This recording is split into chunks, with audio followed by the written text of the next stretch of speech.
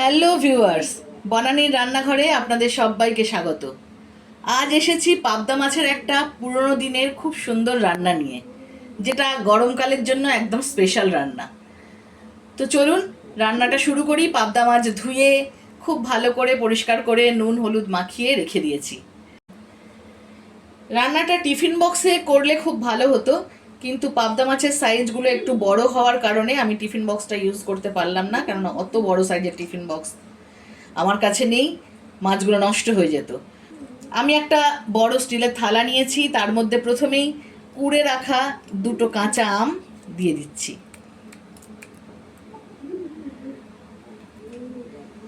এরপরে এর মধ্যে দিয়ে দেব পরিমাণ মতো নুন,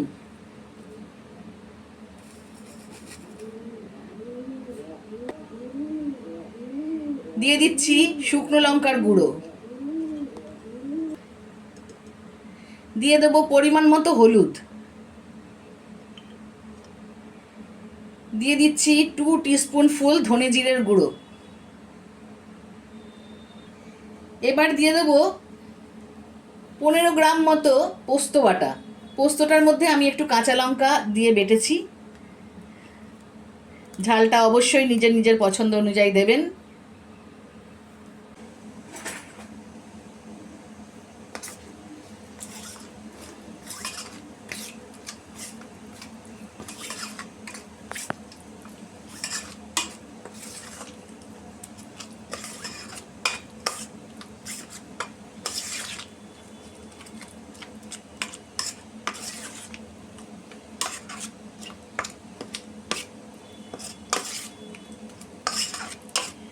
এর মধ্যে এবার সামান্য পরিমাণে জল মিশিয়ে দেবো।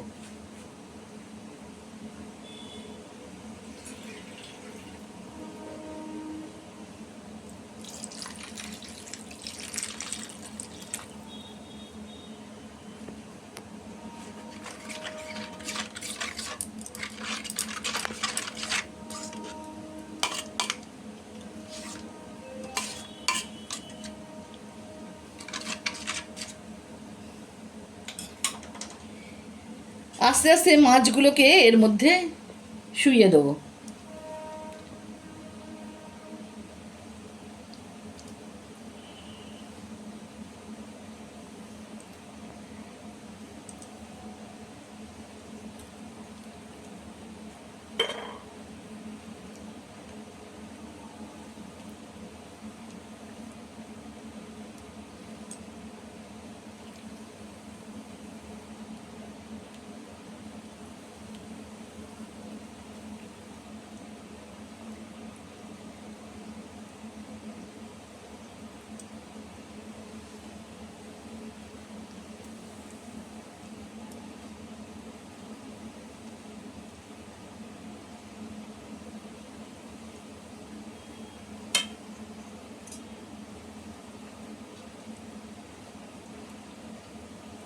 আবারও এর মধ্যে আর একটু জল দিয়ে দেবো।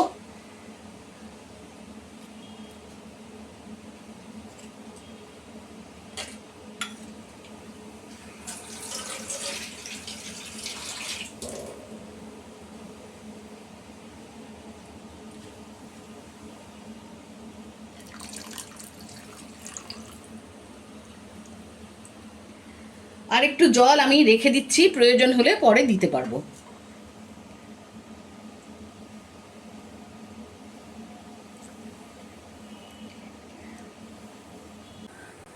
ওভেন জ্বালিয়ে একটা কড়াইতে কিছুটা জল দিয়ে আমি বসিয়ে দিয়েছি। জলটা অলরেডি ফুটতে শুরু করেছে।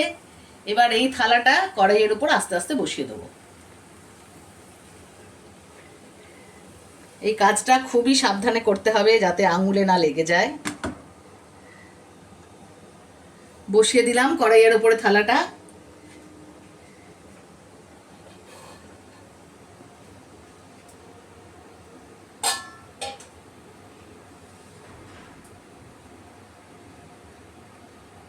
কয়েকটা কাঁচা লঙ্কা এবার উপর থেকে দিয়ে দেবো। এবার ঢাকনা দিয়ে ঢেকে দেবো এটাকে। মিনিট 10 পরে দেখবো কি অবস্থায় আছে এই রান্নাটা। মিনিট 15 হয়ে গেছে। আমি ওভেন বন্ধ করে দিয়েছি, ঢাকনাটা খুলে দেখছি কি অবস্থায় আছে।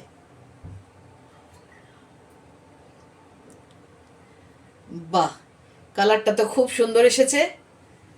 এরপর আমি নামিয়ে নিয়ে আপনাদের দেখাচ্ছি কি কন্ডিশন হলো এটার।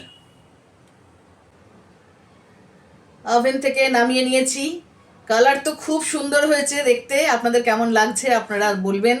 অবশ্যই রান্নাটা করে খেয়ে দেখবেন, পুরোনো দিনের খুব সুন্দর আর খুব ইজি রান্না, খুবই ভালো লাগবে। গরমকালের জন্য তো একদম পারফেক্ট, খুব হালকা, উপাদেয়, একদম টকটক, খুব সুন্দর খেতে হয়।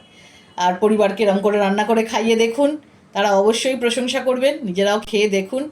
খুব ভালো থাকবেন, সুস্থ থাকবেন। নতুন বন্ধুরা সাবস্ক্রাইব করুন বনানী রান্নাঘরকে, ভালো ভালো রেসিপি আরও অন্যরকম ভিডিও পেতেও। আর পুরনো বন্ধুদের অসংখ্য ধন্যবাদ যারা এতদিন ধরে আমার সঙ্গে আছেন, সঙ্গে থাকুন। ভালো ভালো রেসিপি পাবেন আর ভালো ভালো কিছু দেখতে পাবেন কন্টেন্ট। সবাই সুস্থ থাকুন, ভালো থাকুন। আজ এখানেই শেষ করছি। আসি, টাটা।